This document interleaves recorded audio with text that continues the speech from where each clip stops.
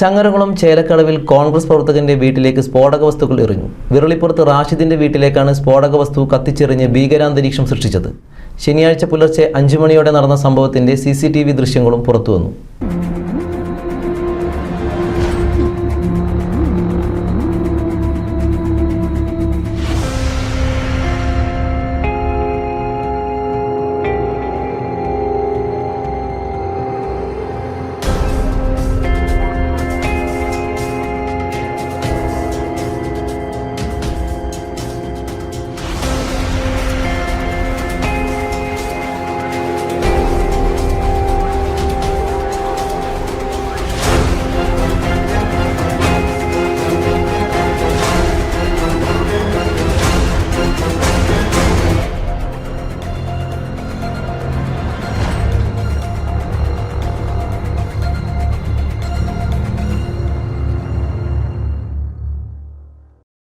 പൊട്ടാത്ത നിലയിൽ ഒരു ഗുണ്ട് സ്ഥലത്ത് നിന്ന് കണ്ടെത്തിയിട്ടുണ്ട്.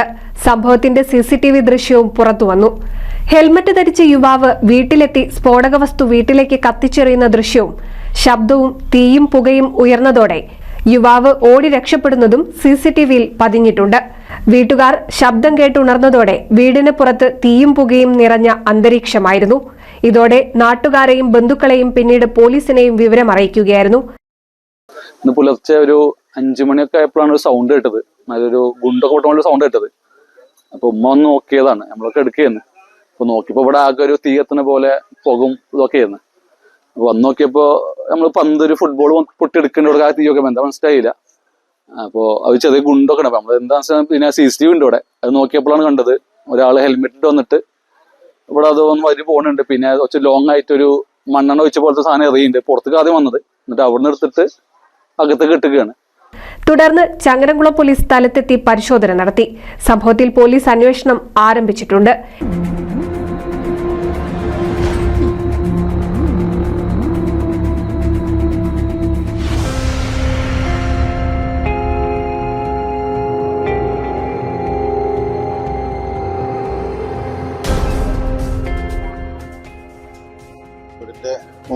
ഉമ്മറത്ത് സിറ്റ് ഔട്ടില് നമ്മൾ പടക്കമൊക്കെ കത്തിച്ചുണ്ടാവുന്ന അവശിഷ്ടങ്ങളും അതുപോലെ അവിടെ പന്ത് തന്നെയാണ്, അത് കത്തി വെച്ചിട്ടുണ്ട്.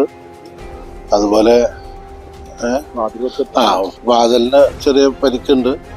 അതുമായി ബന്ധപ്പെട്ട് പരിക്കേതമാതിരി ഒരു ചുവന്ന കൊടിയും കെട്ടി തൂക്കി പോയിട്ടുണ്ട്.